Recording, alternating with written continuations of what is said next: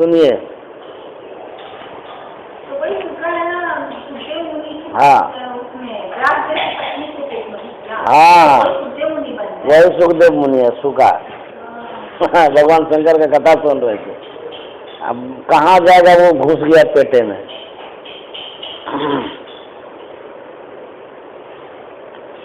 भगवान श्री राम कह रहे हैं सबरी माता से, सावधान सुन धरु मन माही। सावधान क्यों कह रहे हैं? वहीं पर सबरी भी है, वहीं पर भगवान राम भी है, पासे में है दोनों, तब भी कहते हैं सावधान होने के लिए। शरीर रहता है पास में, अब मन कहीं दूर हो गया तो मन भाग जाता है ना। इसीलिए भगवान श्री राम कहते हैं कि सावधान होकर के सुनो, मन को सचेत कर रहा है। सावधान सुन धरो मन माए। हम लोग शरीर से रहते हैं कहीं, मन से रहते हैं कहीं। अच्छा, शरीर को तो हम लोग देखते हैं, मन को तो नहीं देखते हैं, इसीलिए सचेत करते रहते हैं कि सुनिए तो सावधान होकर के। अच्छा, श्रोता का मतलब होता है कि वह व्यक्ति जिनका स्रोत पूरा खाली हो। स्रोत मतलब जिस माध्यम से हम किसी शब्द को सुन पाते हैं उसको स्रोत कहते हैं। हम लोगों का स्रोत क्या है? कान है, काने से नहीं सुनते हैं। कहते कान खाली होना चाहिए, तो कहेंगे कान में तो कोई अनाज थोड़े रखते हैं, खाली तो रहता है। कान में तो कुछ घुसा के नहीं रखते हैं, कहते खाली रहता है। तो कहते खाली तो रहता है लेकिन फिर भी भरा रहता है। क्या भरा रहता है? कहते हैं भरा ये रहता है कि कान में मन नहीं रहता है, मन कहीं दुकान में रहता है, इसीलिए भरा रहता है। तो एकदम कान में मन को रहना चाहिए, तब न कान सुनेगा। तो जो सुनने का शक्ति है, सुनने की जो शक्ति है, वो शक्ति जो चेतना है, चेतना जब कान में रहेगी तब जाके शब्द भीतर घुसेगा, नहीं तो शब्द नहीं घुसेगा भीतर। इसीलिए कहते हैं सावधान होने के लिए। जो आदमी सोया रहता है उसकी चेतना सुसुप्त हो जाती है, वो कुछ नहीं सुन पाता है, इसीलिए वो जगा देता है, लोग उठिए देखिए क्या कह रहे हैं। तो जब उठ जाता है तब जाकर के वो होश में आता है, तब सुनता है, बात हाँ ठीक है बात बता रहा है। और सोया हुआ आदमी कम सुनता है, सुनता भी है तो भूला जाता है। बैठा हुआ आदमी ज्यादा सुनता है, खड़ा हुआ आदमी उससे भी ज्यादा सुनता है। हाँ, उससे भी ज्यादा खड़ा वाला सुनता है। मुझे तो लगता है कि खड़ा न कर दे।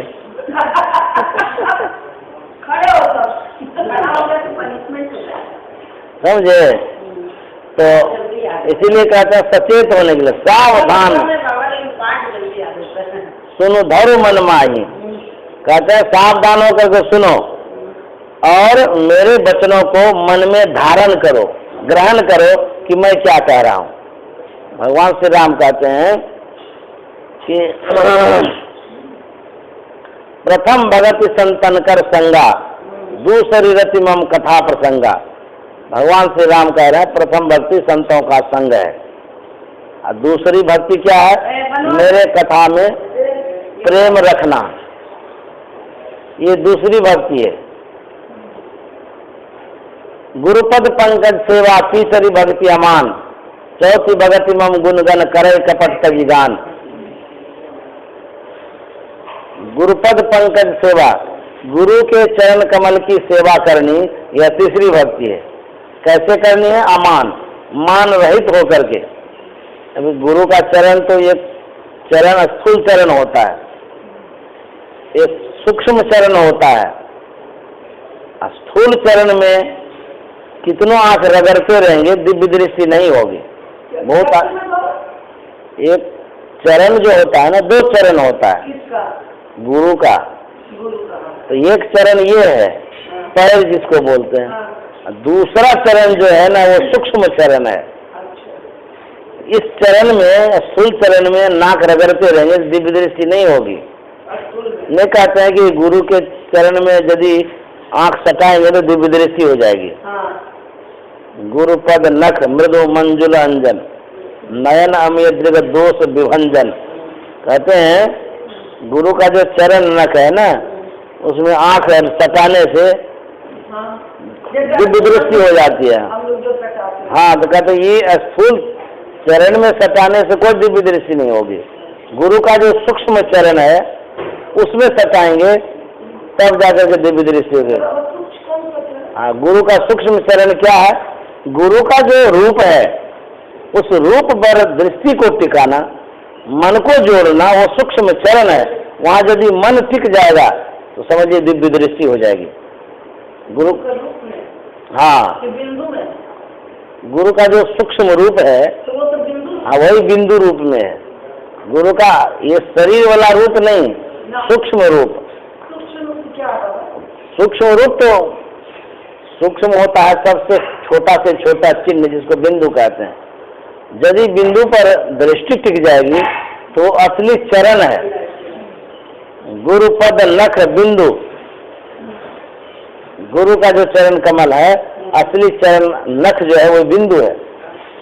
नख जो होता है ना वो सूक्ष्म होता है। जैसे ये नख है ना, देखिए कितना कड़ा होता है, पतला भी होता है और कड़ा भी होता है। उसी तरह से गुरु का जो सूक्ष्म चरण है वो बिंदु है। वो कितना होता है? महीन होता है, बहुत सूक्ष्माति सूक्ष्म होता है। जो चीज बहुत महीन होता है उसमें तीक्ष्णता भी बहुत होती है।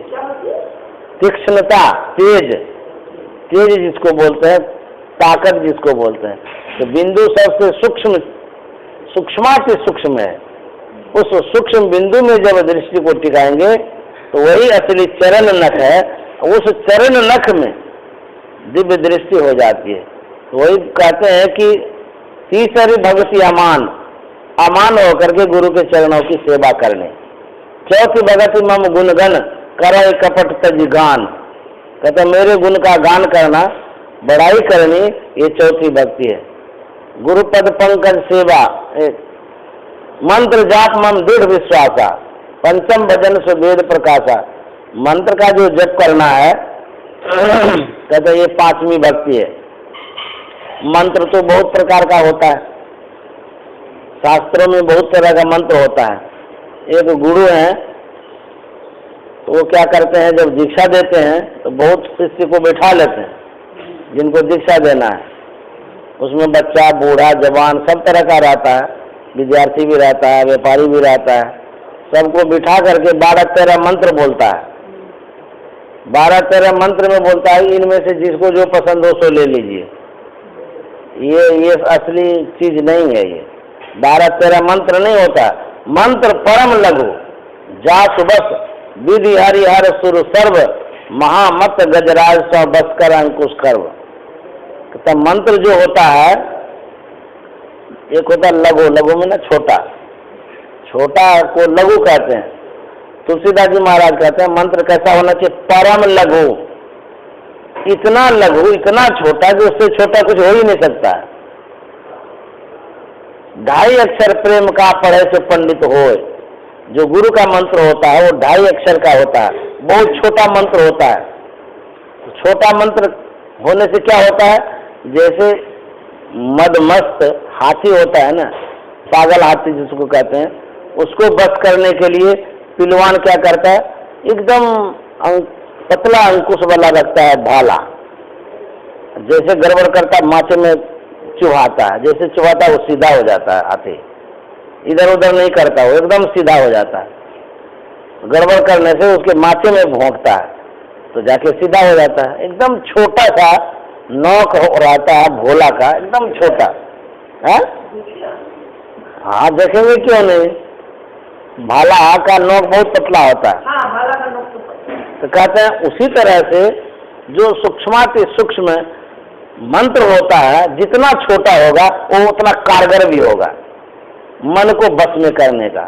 मन भी तो हाथी के समान है, पागल हाथी के समान। कहते इसको बस करने के लिए परम लघु, जासु बस विधि हर सुर सर्व, महामत गजराज सा बस कर अंकुश करो। कहते पागल हाथी को बस करने के लिए वही अंकुश काम करता है। उसी तरह से छोटा मंत्र होता है ना, वो बस कर लेता है मन को। मन को बस करने के लिए परम लघु छोटा मंत्र। और मंत्र कैसा होना चाहिए, कहते सिद्ध मंत्र होना चाहिए। सिद्ध किया हुआ जो मंत्र होता है वो विशेष ठोस होता है। सिद्ध किया हुआ कोई भी वस्तु, आप भोजन में ही देख लीजिए, जो भोजन सिद्ध होता है सुपाच्य होता है, और जो अधकचरा होता है वो पेट को खराब कर देता है। उसी तरह से जो सिद्ध पुरुष होते हैं उसका मंत्र सिद्ध किया हुआ रहता है। सिद्ध किया हुआ मंत्र जब जप करेंगे तो सिद्धि मिलेगी। इसीलिए मंत्र जब लेना भी चाहिए तो सच्चे सदगुरु से लेना चाहिए, जिसका मंत्र सिद्ध किया हुआ होता है। गुरु महाराज ने मंत्र को सिद्ध किया, जपते जपते जपते जपते मंत्र को पूरा सिद्ध कर लिए, वही सिद्ध मंत्र हम लोगों को बतलाए। तो मतलब जो मंत्र वो जपते थे उस मंत्र पर वो आधिपत्य जमा लिए, पूर्ण अधिकार में ले लिए उस मंत्र को। वैसे तो शास्त्रों में बहुत मंत्र है, उसको जपते रहिए, उससे उतना फल नहीं मिलेगा। जिस चीज से जो चीज प्राप्त करना चाहते हैं उसको अपने कब्जे में लीजिएगा तब ना। ऐसे किताब में बहुत है, उसको पढ़ते रहिए बोलते रहिए तो उतना सिद्धि नहीं दिला सकता है। वो जो गुरु का मंत्र होता है वो सिद्ध किया हुआ रहता है, वो अपने अधिकार में लेकर के वो करते हैं, सिद्ध कर लेते हैं, पूरा मंत्र पर अधिकार जमा लेते हैं वो। तो जब मंत्र पर अधिकार जमा लेते हैं तब पूर्ण सिद्धि मिलती है। लेकिन बाबा एक बात बोले, हम तो मंत्र का जाप नहीं करते। ठीक है, गुरु महाराज का जो मंत्र है वो परम सिद्ध किया हुआ मंत्र है, तो जप करने से सिद्धि मिलती है। तो वो कहते हैं जो पांचवी भक्ति है वो गुरु का जो असली मंत्र है उसका जप करना। अति पावन गुरु मंत्र मन मन जाप जपो, उपकारी गुरु रूप को मानस ध्यान तपो। दुनिया में बहुत तरह का शब्द है, तो कहते हैं बहुत शब्द से कल्याण नहीं हो सकता है। भगवान का ही नाम का मंत्र क्यों बनाते हैं लोग? क्योंकि भगवान का जो नाम वाला मंत्र होता है वो शुद्ध और पवित्र होता है। शब्द में गुण होता है, जिस तरह का शब्द बोलेंगे उस तरह का गुण उस शब्द में रहता है, तो वैसा मन हो जाता है। जैसा आप शब्द बोलेंगे, जैसे यहाँ पर अभी तबला डुग्गी हारमोनियम खूब बजाने लगी तो मन हिलने लगेगा, होता है ना ऐसा। खूब नाच गान वाला बाजा बजने लगेगा, शब्द वैसा होगा तो पूरा मन झूमने लगेगा। या महाभारत की बात शुरू कर दीजिए, देखिए लड़ाई हो जाएगी तुरंत, होता है ना ऐसा। तो सत्संग की बात करते हैं, सत्संग का जो शब्द होता है वो सात्विक होता है और शांत होता है, इसीलिए मन शांत हो जाता है। मन को नींद क्यों आती है?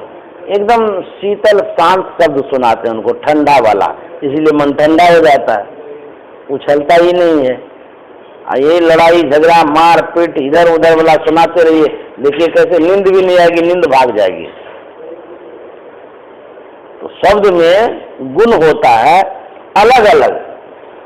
जिस शब्द को हम लोग सुनते हैं उस शब्द में जो गुण होता है वैसा मन बन जाता है। एक भृंगी कीड़ा होता है, सुने होंगे। वो क्या करता है, एक छोटा सा कोई कीड़ा पकड़ करके लाता है, वो मिट्टी का घर बनाता है कहीं कहीं दीवार में, देखिएगा। वो क्या करता है, उस कीड़ा को उस भीतर घर में घुसा देता है, और वो जो घर होता है ना मिट्टी का, उसको फिर बंद कर देता है। हाँ, वो भी घुस जाता है, अंधकार में चला गया। अंधकार में अपना खाली गुनगुनाते रहता शब्द, उसको सुनाता है जो कीड़ा पकड़ करके लाया। तो उसको तो अंधकार ही अंधकार मालूम हो रहा है, कुछ दिखता नहीं है, डर के मारे उसके शब्दों को ही सुनते रहता है। सुनते सुनते सुनते सुनते क्या होता है, उसके ही जैसा वो बन जाता है। हाँ, वैसा बन जाता है। शब्द में संरचना की शक्ति होती है, शब्द रचता है। ये जो सृष्टि हुई है, संसार जो बना है, एक शब्द सब कुछ किया। ऐसा समर्थ सोए, आगे पीछे जो करे जो बल ही ना हो। कहते एक शब्द से सब कुछ हो गया। ये जो शब्द मुंह से निकल रहा है, इस शब्द में शक्ति है।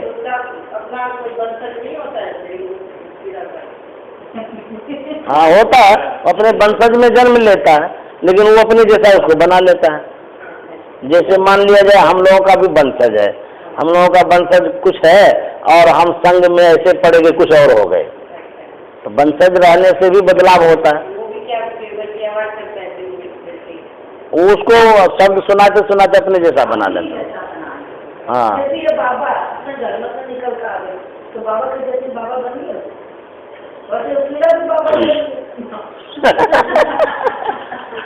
वो छोटा बाबा बन गया। बाबा बन गए, ये तो सही का बात है। कीड़ा अपने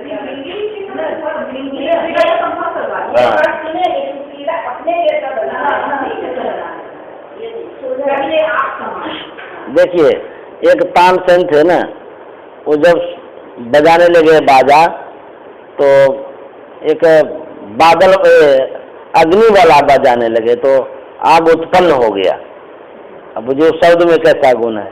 उसके बाद फिर बादल वाला बजाने लगा तो पानी बरसने लगा। तो उसी तरह परमात्मा ने जो ये रचना की है, संसार जो बनाया है, कहते शब्द से बनाया है। अब मुझे शब्द में कैसी शक्ति है, शब्द से संसार बना दिए। हम लोग तो शब्द की शोध नहीं कर पा रहे हैं ना, शब्द में बहुत शक्ति है। ये बात तो सुने कि शब्द से है, ओम से सारा संसार का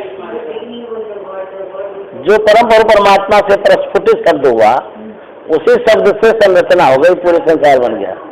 एक शब्द सब कुछ किया, सब कुछ।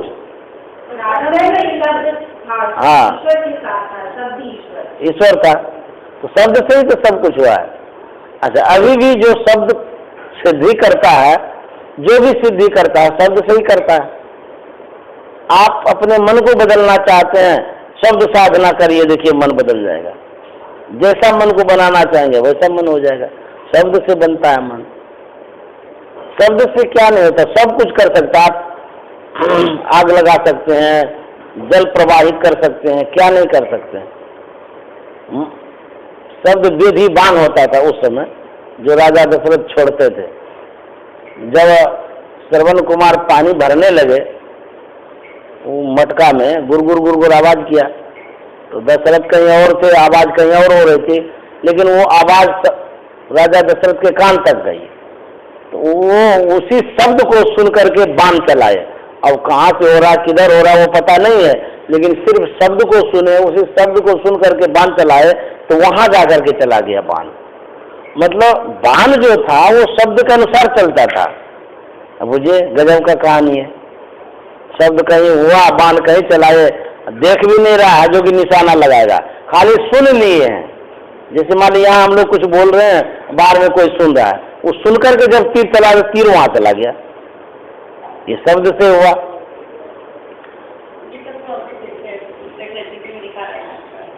शब्द से ना बहुत कुछ होता है। गुरु महाराज भी तो कहानी सुनाते थे। जब पांचों भाई पांडव वो गए थे वहां वारणावत में, तो उसके पहले दुर्योधन के मन में हुआ कि इनको जो है ना तीर्थों में भेज दो और उसके बाद वहीं पर मार दो, काम खत्म हो जाएगा, सब राजपाट ले लो। तो बोले कैसे होगा ये, मंत्रणा करने लगे। तो बोले कि देखिए इन लोगों का मन वैसे नहीं घूमेगा, और डायरेक्ट कह भी नहीं सकते तीर्थों में जाइए, सिर्फ तीर्थ की बड़ाई करिए, बड़ाई रोज करिए, रोज करते करते अपने एक दिन मन हो जाएगा। तो रोज तीर्थ की चर्चा करने लगे। होता है ना, एक ही बात को जब दोहराते रहते हैं तो मन घूम जाता है। चलो देखते हैं ऐसा बात कहता तो कैसा होता है। तो रोज करते करते करते ऐसा हुआ, सबका मन घूम गया, तब चले गए वहां। तो गुरु महाराज कहते हैं कि एक ही शब्द को सुनाते सुनाते उसका मन वैसा कर दिया।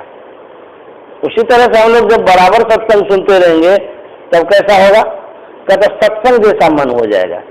तो जब सत्संग जैसा मन हो जाएगा तो फिर ये सत्संग जो है क्या है, कहते यही आपके लिए सिपाही हो जाएगा, यही आपके लिए अंगरक्षक हो जाएगा, ये आपका सहयोगी बन जाएगा, यही आपके लिए मित्र है, यही आपके लिए माता पिता भाई बंधु सब है।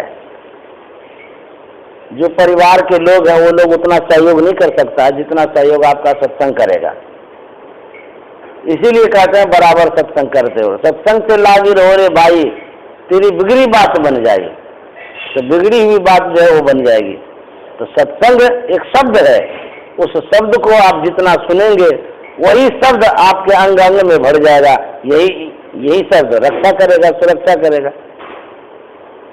जैसे घर में बहुत धन संपत्ति बढ़ जाता है तो लोगों का मन जो है ना ऐठने लग जाता है, ये होता पावर आ जाता है, मोच पर घी लगाता है, बहुत रुपया है,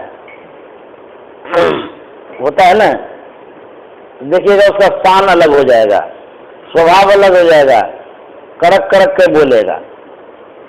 उसी तरह से जब हम लोगों के पास शब्द का भंडार हो जाएगा तो देखिए उसका विचार कैसे बदल जाएगा, व्यवहार कैसे बदल जाएगा, एक अलग अद्भुत उसके अंदर आचरण हो जाएगा।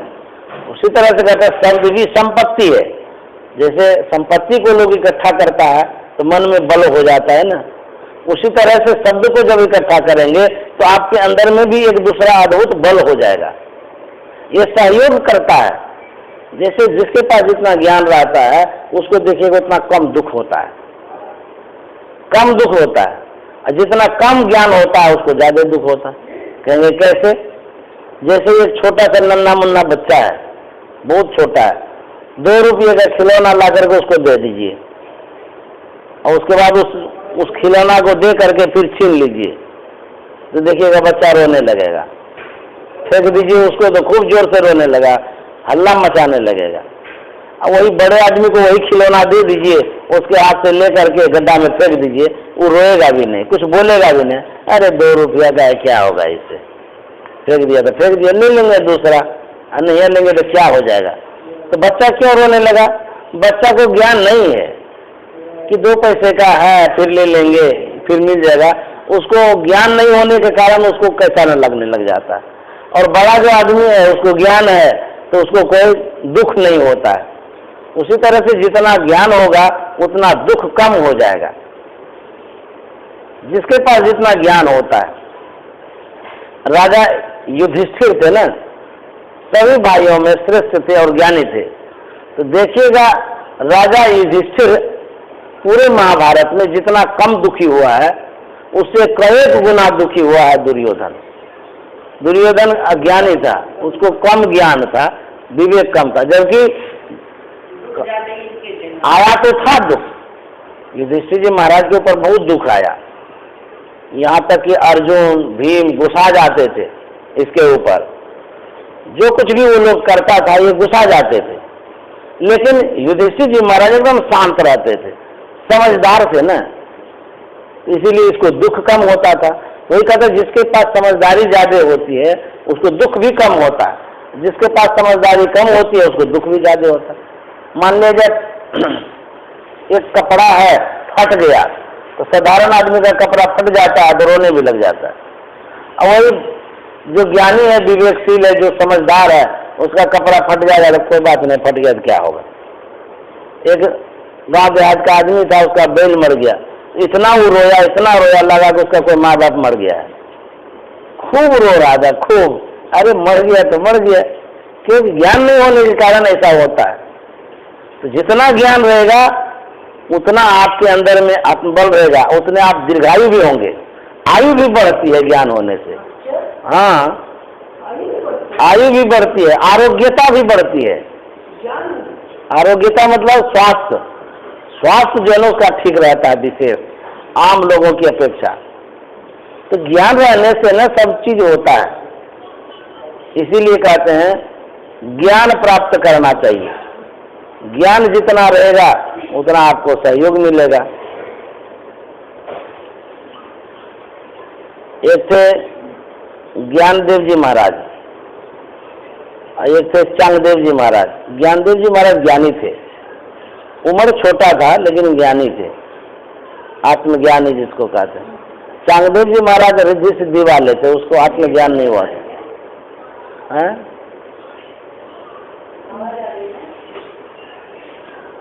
उधर कोई सुनता होगा, मोबाइल में सुनता होगा,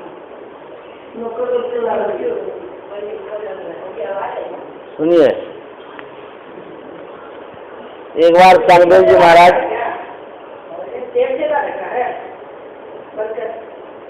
एक बार जो है ना उसके मन में हुआ, चांगदेव जी महाराज के मन में, कि ये छोटा सा लड़का है, 14 साल का है और इसका इतना नाम हो गया, इतना कीर्ति हो गया, इसको जो है ना हम सिखा देंगे। हमारी सिद्धि इतनी बड़ी है और नाम कर रहा है, बहुत बहुत बड़ा नाम हो गया इसका, जहाँ जाता है वही नाम होता है इसका, वही नाम लेता है लोग सब, और हमारी सिद्धि कोई जानता नहीं है। जिस दिन जान जाएगा तो इसको पसीना छूट जाएगा।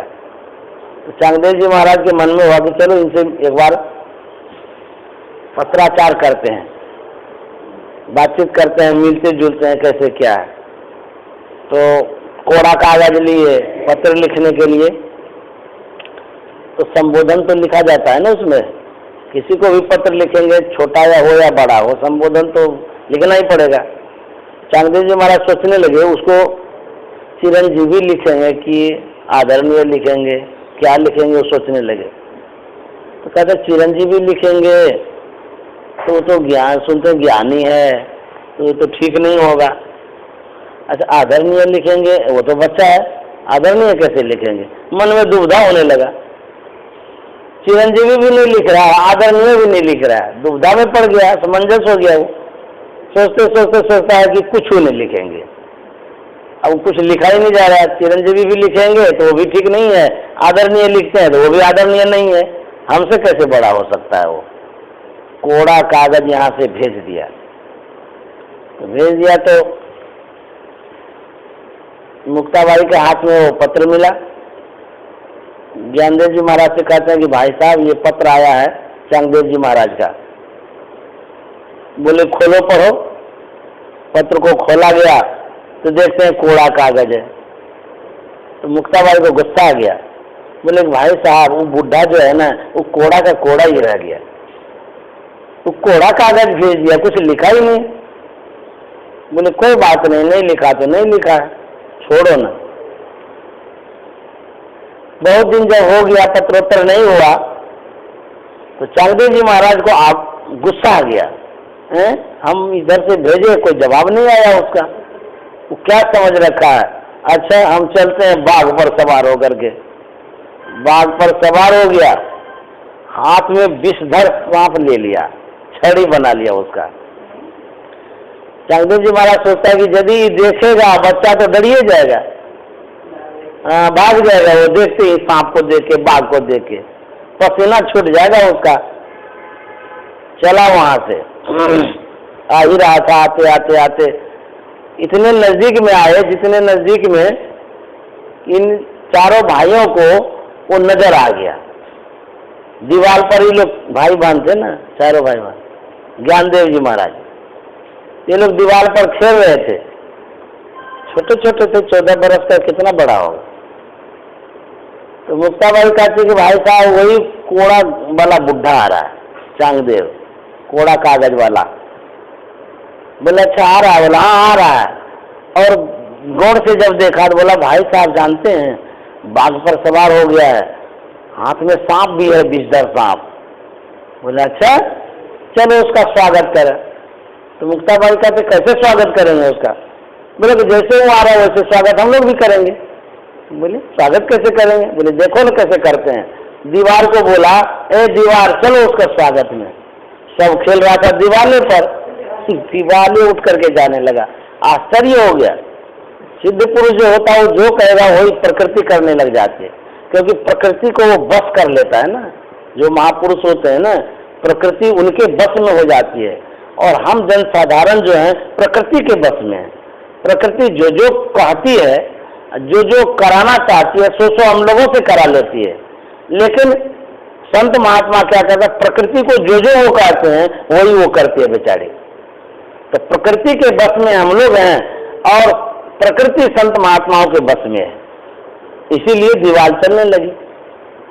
जाते जाते जब जब करीब आ गए एकदम नजदीक में, तो चांगदेव बुढ़ा देखता है अरे हम तो बाघ पर सवार हैं, चेतन पर सवार हैं, और ये तो जड़ पर सवार है, दीवालों को चला दिया। हम तो चेतन को चला रहे हैं और ये ऐसा बच्चा है कि जड़े को चला दिया।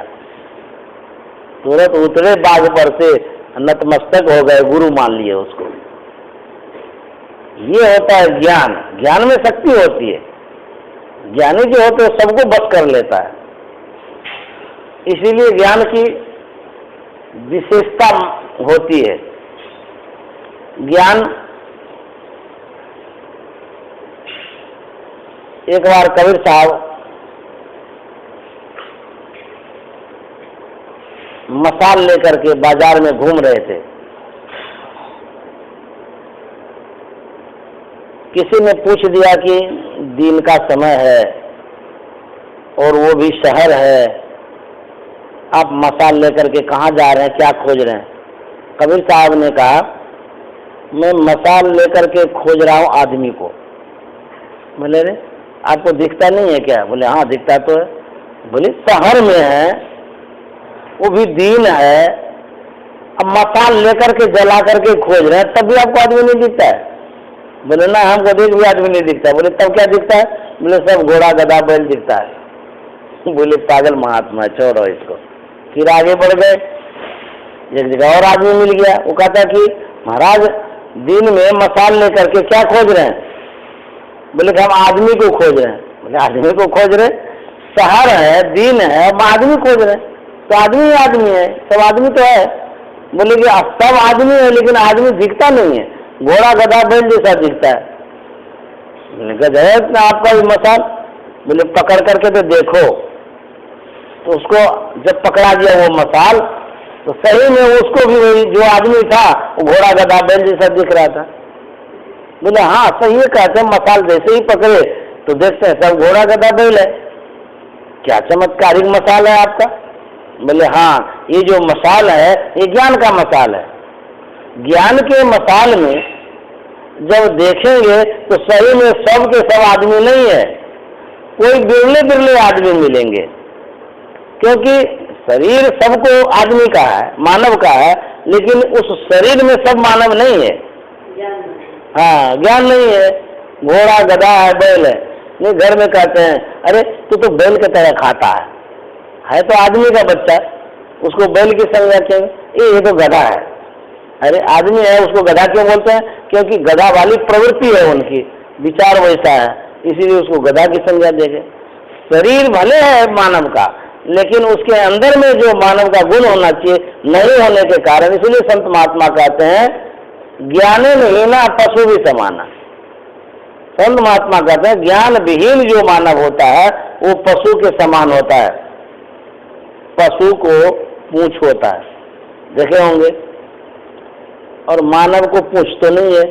कहते हैं बिना पूंछ का वो पशु है। पूंछ नहीं है लेकिन फिर भी पशु है, क्यों? ज्ञान नहीं है। इसलिए कहते हैं ज्ञान सर्वोपरि होता है, सर्वश्रेष्ठ होता है। ज्ञान कहाँ मिलेगा?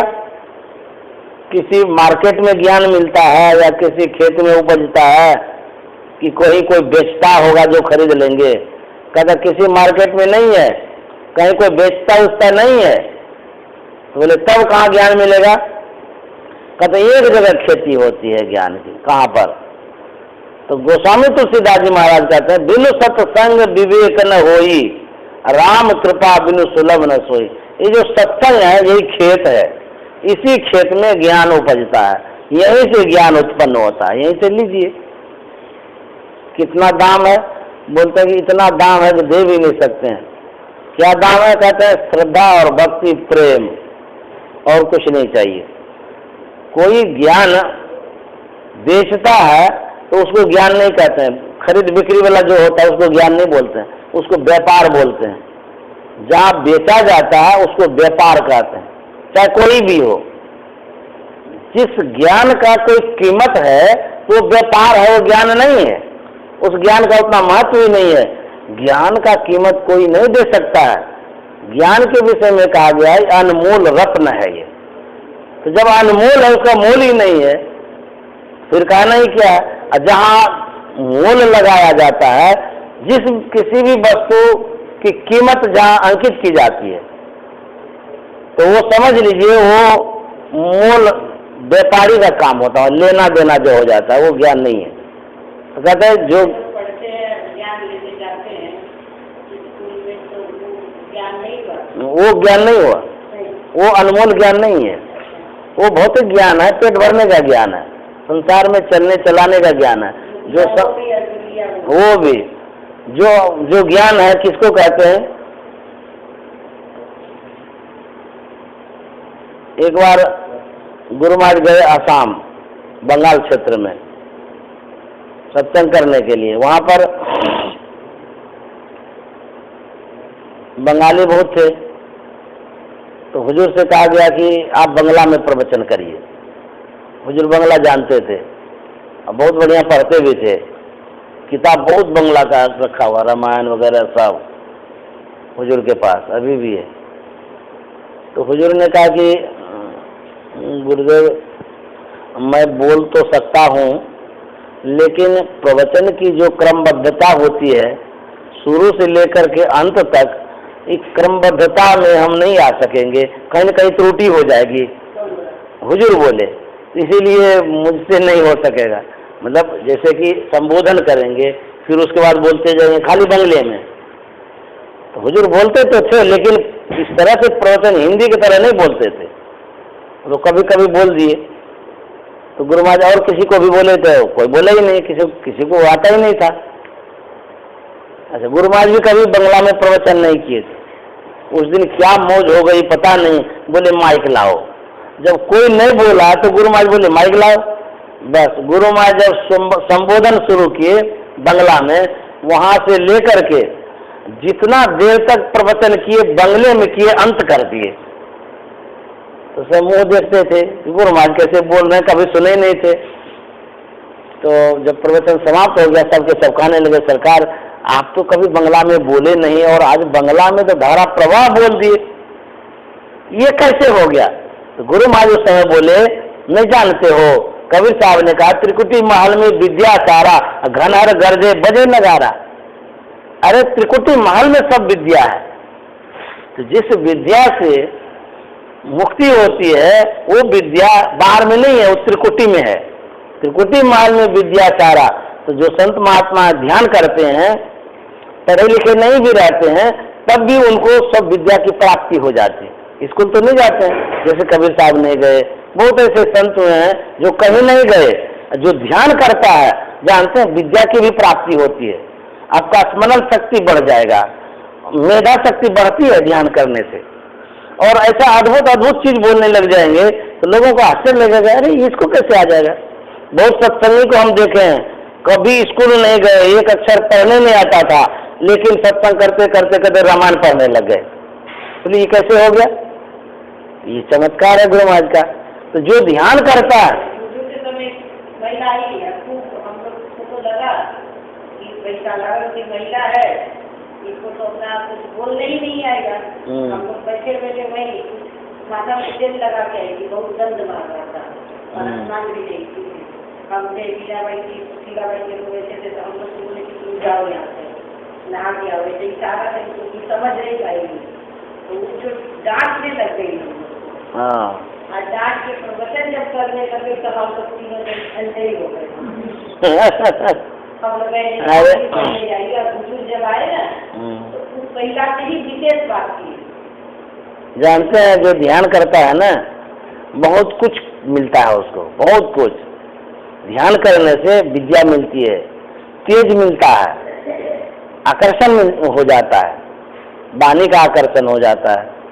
जानते हैं जो ध्यान खूब करता है उसके शरीर में ऐसी नैसर्गिक आभा हो जाती है, सांप सिंह सब उसके करीब आना चाहता है, उसको ठंडक लगता है।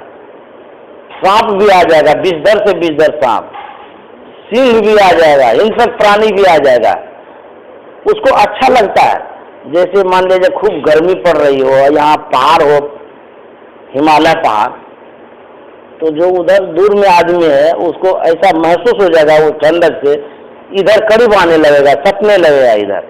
उसी तरह से जो ध्यान करते हैं उसके अंदर में ऐसी कोई शक्ति आ जाती है जो कि सबको अच्छा शांति मिलती है। बहुत ऐसे आदमी हैं जिसके पास बैठने से बहुत अच्छा लगता है। अब बहुत आदमी ऐसे हैं जैसे ही करीब जाइएगा मन उबका जाएगा, ये राम यहाँ अच्छा नहीं लगता, चलो यहाँ से, हटने का मन करता है, लगता है कि सिर दर्द हो जाएगा। हाँ, मतलब जल्दी हटना चाहते हैं वहाँ से। क्यों? उसके अंदर में वैसा ही गुण है। एक एक आदमी के पास लगता है कि बैठे ही रहना अच्छा है। तो ये संत महात्मा जो ध्यान करते हैं, ध्यान में ऐसी शक्ति हो जाती है। तो गुरु महाराज ने जो ध्यान किया था, तो विद्या जहाँ से निकलती है वहीं पर प्रतिष्ठित वो हो गए थे। तो विद्या के जहाँ विद्या की उत्पत्ति है वहीं पर वो है, तो कौन विद्या की कमी रह जाएगी? गुरु महाराज को सब विद्या की प्राप्ति थी, संगीत भी जानते थे, महावैज्ञानिक थे वो। एक एक शब्द जब पढ़िएगा न सत्संग योग में लगेगा कितने बड़े वैज्ञानिक हैं। हुजूर से बात, हाँ, तब विज्ञान के महाविज्ञानी होते हैं। एक बार हुजूर के पास पत्रकार आए, पत्रकार ने पूछ दिया कि आप कितने पढ़े लिखे हैं? बोले हम ना, हुजूर से बोले हम तो 7वां क्लास मिडिल पास है। उनको तो पता ही नहीं। बोले हाँ, हमारी सास बोलती है कि उनको पढ़ाते थे हुजूर, पहले टीचर थे हुजूर। कहाँ तक पढ़े थे? बड़े नहीं, छोटे। हुजूर कितना तक पढ़े थे? आप जीवनी पढ़िएगा तो मिडिल पास थे ना, लेकिन हमारी सास बोलती कि हम पढ़े हुए हैं उनसे, वो टीचर थे। हाँ, पढ़ाते थे मनिहारी में हुजूर, बहुत पढ़ाते, सबको पढ़ाए हैं, लेकिन मैट्रिक पास भी नहीं थे हुजूर ना। लिखा हुआ है, पढ़िए ना आप, ज्ञान गंगा में जीवन चरित्र लिखा हुआ है। उस समय की जो पढ़ाई होती थी, उस समय तो BA MA की पढ़ाई होती थी, 7वां 8वां हो गया, बहुत हो गया। हाँ, तो गुरु महाराज मैट्रिक किए, गुरु महाराज ज्यादा पढ़े थे। मैट्रिक का परीक्षा हो गया, परीक्षा हो गया, हो ही गया कि गुरु महाराज ज्यादा पढ़े लिखे थे, हुजूर कम थे, लेकिन हुजूर ज्यादा हो गए थे। नहीं, हुजूर को गुरु महाराज ने ज्ञान दिया, कृपा कर दिए उनको कि इतना जान गए, इतना जान गए। तो गुरु महाराज बोल दिए कि हमारा मस्तिष्क है ये। अब गुरु महाराज का मस्तिष्क हो तो समझ लीजिए कि क्या कहना है। और यहाँ तक भी कह दिए कि हमसे बेसी भी जानते हैं, ये भी बोल दिए गुरु महाराज। तो उनकी मेधा शक्ति बहुत तेज थी हुजूर की, बहुत। जो पढ़ लेते थे तो समझ लिए हो गया। हाँ, बहुत। गुरु महाराज की कृपा भी थी उनके ऊपर। तो गुरु हुजूर कम पढ़े लिखे थे, लेकिन जब विद्वान उनके पास जाता था ना तो सब नतमस्तक हो जाते थे और उनको आश्चर्य लगता था। पत्रकार पूछा तो उनको आश्चर्य हो गया, किसी दूसरे से पूछने लगे कहीं ऐसा तो नहीं हो गया, ऐसे मुकल में बोल दिए। पत्रकार कहता है ये तो लगता है बहुत डिलीट किए हुए आदमी है। बोले नहीं नहीं, ऐसी बात नहीं है। बड़े बड़े विद्वान महापंडित सब आते थे, रामायणी सब हुजूर के पास, बौद्ध जगत के आदमी सब आते थे, भिक्षु जगदीश काश्यप, सबको परास्त कर दिए हुजूर। मतलब कोई भी उनके पास गए, उनसे बढ़कर के कोई नहीं थे। ये आसाराम बापू और मुरारी बापू तो जाके प्रणाम करते थे हुजूर।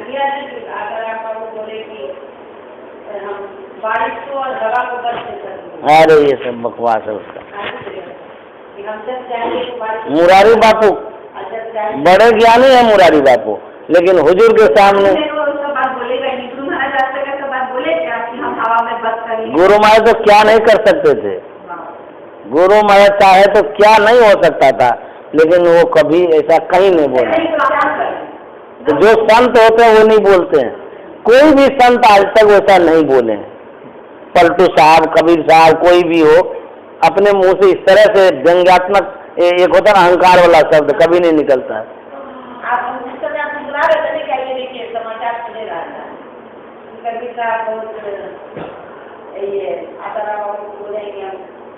ध्यान करने से ना, मेरे कहने का मतलब ये है कि मतलब सब चीज की प्राप्ति होती है, मेधा शक्ति बढ़ जाती है।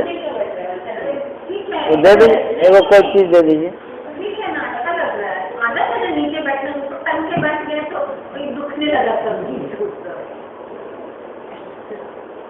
तो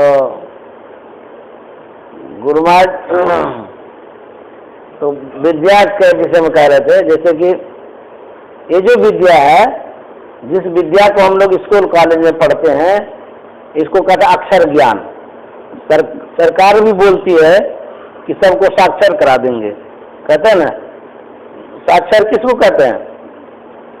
अक्षर सहित जो ज्ञान होता है उसको साक्षर कहते हैं।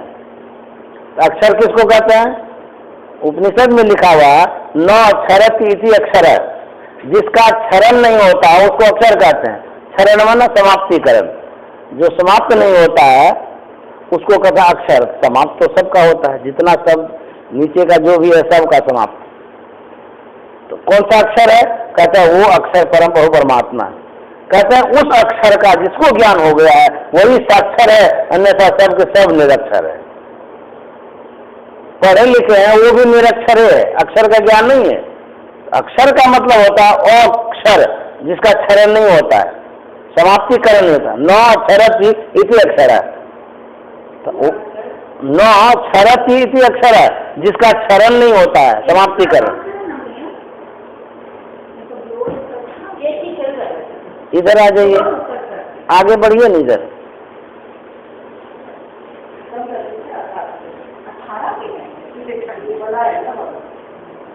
हाँ ठीक है। अक्षर का मतलब होता है वह अक्षर जो परम प्रभु परमात्मा से प्रस्फुटित शब्द हो, उसको अक्षर कहते हैं। उसका ज्ञान जिसको हो जाता है वही समझ लीजिए वही साक्षर है, अन्यथा सब के सब निरक्षर है, वही असली ज्ञान है। उसी ज्ञान को प्राप्त करने वाले महान होते हैं, ज्ञानी होते हैं। वो ज्ञान कैसे होता है? कहते ध्यान करने से। जो ध्यान करेंगे तब उस अक्षर का ज्ञान होगा। एक थे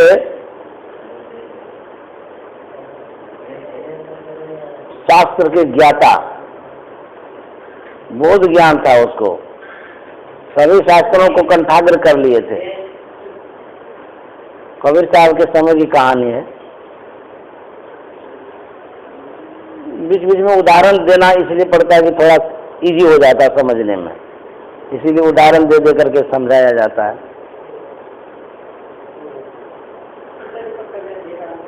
तो कहानी तो वैसे आप लोग सुने हैं, लेकिन फिर भी सुना देते हैं। वो अपनी माँ से बोलता है, क्या माँ हमको तुम सर्वाजित बोला करो। उसकी माँ भी गुरु भक्ति थी, कबीर साहब को जानती थी। तो बोले तुमको सर्वाजित क्यों कहेंगे? बोले कि हम सबको जीत लिए हैं शास्त्रार्थ में। बोले कि कबीर साहब जो है ना उसको जब जीत लेगा ना तब तुम्हारा नाम सर्वाजित हम कहेंगे। तो कबीर साहब को तो सबको जानते थे। तो सर्वाजित ने कहा कि वो तो पढ़े लिखे नहीं, उसको क्या जीतना है, वो तो शास्त्र का पता भी नहीं है उसको। तो बोले पता नहीं है, फिर भी वो यदि कह देगा कि हम हार गए तब तुम्हारा नाम हम सर्वाजित रख लेंगे। बोले अच्छा चलो हम जाते हैं उन्हीं के पास। बोले कि वहाँ जाएंगे और कहीं शास्त्रार्थ में कोई बातचीत होने लगेगी, उदाहरण के लिए खोजेगा तो एगो बैल ले लिए, उस बैल पर ढेर किताब लाद लिए बहुत। बोले कहीं से कहेगा तो खोज करके हम दिखा देंगे, देखिए यहाँ से हम बोल रहे हैं। तो बैल पर लाद करके वो चल दिए। तो उस समय तो कुआं रहता था ना पानी भरने के लिए सबके दरवाजे पर। तो कबीर साहब के दरवाजे पर भी कुआं था, वहाँ पनभरनी पानी भर रही थी। तो वो जो सर्वाजित जा रहा था बैल लाद करके, तो पनभरनी से पूछते हैं कि कबीर साहब का घर किधर है, कहाँ पर है। अब देखिए पनभरनी वो क्या जवाब देती है, कहते कबीर का घर शिखर पर, जहाँ सिलहली गैल पाँव न टिके पपील का, पंडित ला दे बैल। अब बुझिए जैसे संत गुरु महाराज के जो शिष्य हैं या शिष्या हैं, उनसे जब कभी कोई किसी की बात होगी आध्यात्मिक, वो तो ऐसे अद्भुत बात बोलेंगे विद्वानों को भी आश्चर्य लगेगा, रे राम ये कैसे जानते हैं। क्योंकि वैसे कहीं चेले होते हैं, चेली होते हैं। जैसे गुरु होंगे वैसे चेला चेली होगा। कभी भी किसी से कहीं बात हो जाए अध्यात्म पर, तो जब संत मत की बात कहेंगे, एगो पंडित जी आए थे, वो कथावाचक नहीं होते हैं, बड़े बड़े पंडित जो होते हैं, वो आए थे कहाँ पर ना, रानीगंज में, ये कलकत्ता में आए थे। तो वहाँ आए थे तो ये लोग गए थे मिलने के लिए। तो वो पंडित जी बोलने लगे भजन गाइए भजन गाइए, सबको बोल रहे थे भजन गाने के लिए। तो इनकी बेटी भी थी ऋचा वहीं पर, जिसको भी बोले तू भी भजन गाओ। तो ऋचा गाने लगी गुरु मम सूरत को गगन पर चढ़ाना। जब वो गाए तो उसका तो सब पंडिताई गुम हो गई। बोले बाप रे बाप, ये कैसा ज्ञान है इनका, ये तो अंतर का ज्ञान है, पढ़े लिखे थे। बोले इतना भजन हुआ भाई जी, सब लोग परिवार के लोग भी, परिवार भी आए, सारे लोग भजन गाए, कोई देवी से गाए, कोई देवा, सगुन भक्ति में गाए, सब कसम से गाए और सब नाच वाला भजन गाए। लास्ट में टीका का नंबर आया, ये जब भजन गाए तो अब सबको बोलते हैं कोई नहीं गाएगा भजन, तुमको जितना गाना है भजन गाओ। बाद में इसको फोन किए, बोलते हैं ये मेरा पर्सनल नंबर तो कोई भी दुख होगा, कभी भी होगा जीवन में हमको फोन करना, अपना रीटा का नंबर मांग लीजिए, अपना नंबर हमको दे दो, तुम्हारे गुरु कौन है, क्या है, हमसे पूछने लगे, किसी किताब को भेजिए, बाबा को उनसे क्या बात उनसे दीजिए, रानी में तो सही बात है। मुझे कि गुरु कैसे हैं, शिष्य जब याद करके रखा है, जब सुनाया, देखिए गुरु का नाम हुआ ना, कितना नाम उसको अद्भुत लगता होगा, इसके गुरु कैसे होंगे, बाप रे बाप। जब ये शब्द सुनाए, उसी तरह से एक एक शब्द जब सुनते हैं, याद रखते हैं, कभी ऐसा मौका लगता है जब बोल देते हैं, उसमें गुरु की कृति होती है, यश मिलता है। अरे जब इनके चेले ऐसे हैं तो इनके गुरु कैसे होंगे। तो जब ये सब सुना कि कबीर का घर शिखर पर, जहाँ सिलहली गए, पाँव न टिके पपीलिका, पपीलिका में चीटी, और पंडित लादे बैल। अब चीटी कहाँ नहीं चढ़ सकती है, कहते हैं उस स्थान पर चीटी का भी पैर फिसल जाएगा जिस स्थान पर कबीर साहब का घर है। अब मुझे कैसे घर में रहते हैं कबीर साहब, चीटी का भी पैर फिसलता है, वहाँ कबीर साहब रहते हैं, और ये बैल लेकर के कैसे चढ़ेंगे वो भी पूरा बैल पर लाद लिया किताब, खाता बैल लेकर के, और बैल लेकर के ये कैसे चढ़ेंगे, न बैल चढ़ सकेगा न ये चढ़ सकेगा, क्योंकि जब चीटी नहीं चढ़ सकती है तो ये कैसे चढ़ेगा। उसका जितना अहंकार था उस आधा से अधिक चूर हो गया। बोले बाप रे बाप। सिलहली गए, वो कज्जल जिसको बोलते हैं, फिसलन जो होता है, काई, जहाँ सिलहली गए मतलब वहाँ काई है, काई है, ऐसा जैसे कुआं के पास होता है ऐसा फिसलन, नदी में भी, हाँ, घर में भी पानी गिर जाएगा ना तो सब फिसलन हो जाएगा। तो कहते हैं कि वो कैसा स्थान है, मुझे वो बाहर का नहीं है, भीतर का है वो रास्ता पिछड़ स्थान पर कौन चढ़ेगा। वो भी पन भरनी कह रही है, तो इसको बड़ा आश्चर्य लगा कि बाप रे, जहाँ की पन भरनी इस तरह की बात कहती है, यहाँ के गुरु कैसे होंगे पानी भरने वाली।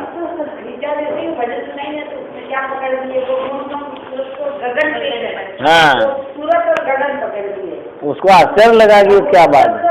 पकड़े बोले कि सूरत का मतलब तो बहुत गहरा है, कहाँ से है, क्या है, इतना खोज लेने लगे,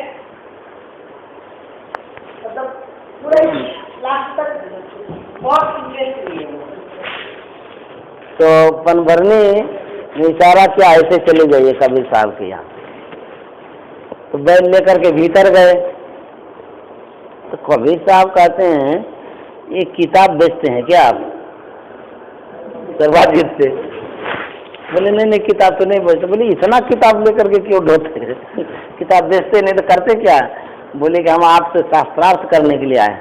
बोले हमसे शास्त्रार्थ करने, आप जानते नहीं हम पढ़े लिखे नहीं है। बोले हम तो जानते ही थे, लेकिन मेरी माँ पूछे तब तो। वो तो मानती नहीं है बात को। यही तो हम कह रहे थे वो पढ़े लिखे नहीं है, शास्त्रार्थ करने के उनके पास क्यों भेजती है। तो तुम्हारी माँ ने भेजा है। बोला हाँ माँ ने भेजा है। तो क्या कहना है। बोले कि शास्त्रार्थ करना पड़ेगा हमसे। बोले कि हम शास्त्रार्थ तो जानते नहीं, हम क्या करेंगे। तो बोले तो हार मान जाइए। तो बोले कि हम हार गए। एकदम सिंपल से बोल दिए हम हार गए। तो इनको बहुत खुशी हो गई, वो प्रसाद हारने से मान गए। इतना किताब लाए बेकारे हो गया। तो फिर मन में हुआ कि ऐसे खाली कह देंगे वो मान गए तो माँ कहीं नहीं माने तो। फिर सोचे कि इससे लिखवा लेते हैं, प्रमाण पक्का हो जाएगा, दिखा देंगे माँ को। तो बोले कि देखिए आप तो एकदम सीधे सीधे बोल दिए कि हम हार गए, तो माँ मानेगी कैसे, हमको लिख के दीजिए। बोले हम तो पढ़े लिखे नहीं हैं, हम लिखते उखते नहीं हैं, आप ही लिख लीजिए, हम टीपा लगा देंगे। तो वो लिख दिए कबीर हारा सर्वाजीत जीता, मोहर लगवा दिए टीपा। लेकर के खुशी खुशी घर गए माँ के पास। तो माँ के हाथ में जैसे कागज दिया तो बोला कि माँ देखो पढ़ो। तो बोल रही थी ना कि जाओ उससे साक्षात करने के लिए। जैसे ही गए ना वैसे ही कह दिया हम हार गए। तुमको हम कह रहे थे तो माने नहीं बात को, जाते ही हार गए वो। तो अच्छा ये इसलिए लिखा लिए कि तुम्हारे मन में होगा कि कहीं नहीं माना होगा, तो इसीलिए प्रमाण ले आए हैं, तुम इसको पढ़ के देख लो। तो जैसे उसके हाथ में गया तो उसमें लिखा हुआ था कबीर जीता सर्वाजित हारा। बोले अरे बोले तू हमको सिखाता है झूठ साच बोलता मेरे सामने में। लिखा तो हुआ, ठीक है लिखा हुआ है कि लिखा है कबीर जीता सर्वाजित हारा। बोले न ऐसा कैसे हो सकता है, हम अपने से लिखे हैं, वो तो खाली टीपा दिया है, वो तो लिखा भी नहीं है। बोले कि नहीं लिखा है तो देखो ना, लिखा हुआ था स्पष्ट है, तुम ही लिखा है तो पढ़ो। तो पढ़ता है तो सही में देखा कबीर जीता सर्वाजित हारा। बोले माँ मिस हो गया, वो हड़बड़ में जो है ना उल्टा पुल्टा लिखा चला गया, लिखना था कुछ और तो गया। तो अच्छा ठीक है फिर से हम लिख करके लाते हैं, होश आवाज में लिखेंगे। फिर गए, कबीर साहब बोले कि अब तुरंत आ गए, क्या हो गया? बोले कि मिस हो गया, थोड़ा लिखने में उल्टा पुल्टा हो गया। तो ऐसा करता है कि वह होश से लिखते हैं, खूब होश में लिखता है कबीर हारा सर्वाजित जीता। 2-4 बार पढ़ लिया उसको कि गलत तो नहीं है। उसके बाद बोले आप टीपा लगाइए, लगा दिए टीपा। फिर लेकर के गए घर माँ के पास। बोले कि माँ अब की बार तो गलती हो ही नहीं सकती है, क्योंकि होश आवाज में हम लिखे हैं, 2-4 बार पढ़ भी लिए हैं, कई बार पढ़ करके हम देख लिए हैं, देखो गलती हो नहीं सकती है, बढ़िया से तुम पढ़ो। जैसे उसके हाथ में दिया उलट गया वो बात। बोला कि कबीर जीता सर्वाजित हारा। बोले अरे वही तो बात लिखा हुआ है। बोले माँ तुम्हारा चश्मा काम नहीं करता होगा, बढ़िया से देखो, अब की बार गलती होगा तो पृथ्वी उलट जाएगी। इतना बढ़िया से लिखा है, वो भी हम ही लिखते हैं, कोई दूसरा से लिखवाते तो चलो गलती हो सकती, चश्मा खोल के देख लो नहीं तो बोले कि हमको खूब बढ़िया से दिखता है, तुम संत को जीतने के लिए चला है। संत को कोई नहीं जीत सकता, उससे बढ़ करके कोई नहीं होता है। तुमको तो भौतिक ज्ञान है, उसको अध्यात्म का ज्ञान है, तुमको किताब का ज्ञान है, उसको किताब के पढ़े का ज्ञान है, उससे तुम पढ़ करके कैसे हो सकता है? तुम देखो फिर से। तो माँ दिया देखने के लिए तो देखता है कबीर जीता सर्वाजित हारा। बोला माँ ये कैसे हो जाता है? बोला कैसे हो जाता है, वो संत है और तुम शास्त्र का ज्ञाता है जी, उसको कैसे तुम जीत सकता है? तब कबीर साहब ने लिखा है त्रिकुटी महल में विद्या सारा, घनर गर्जे बजे नगारा। त्रिकुटी महल में सब विद्या है, वहीं से सब चीज की प्राप्ति होती है। क्या नहीं मिलता है ध्यान करने से? सब कुछ मिलता है। ध्यान करेंगे तब तो, ध्यान करते करते करते जब सिद्धि मिलनी शुरू हो जाती है तो आदमी भटक जाता है। कबीर साहब ने लिखा है कच्ची कली एक तोड़ के मलिया पछताया हो। आगे जब बढ़ता है साधक तो बहुत कुछ घिराव हो जाता है उसका।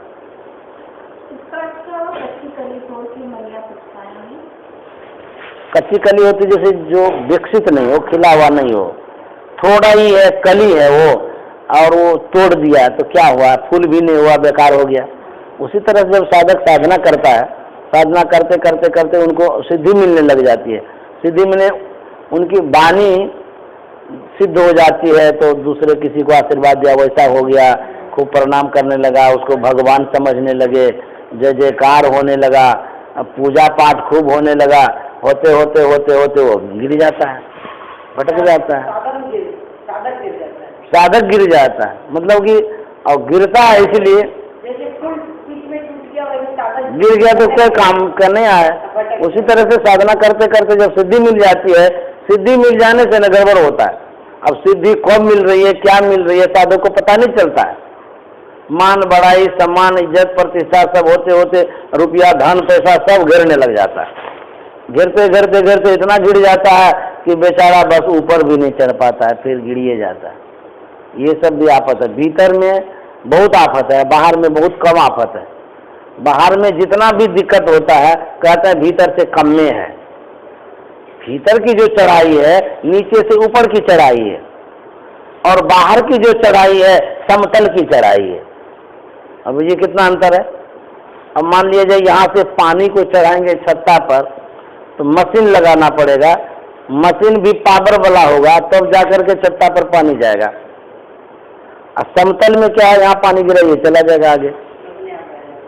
अथवा यदि नीचे गिरना हो तो वहाँ पानी गिराना हो तो कहीं नाला कर दीजिए अपने लुढ़क के आ जाएगा नीचे।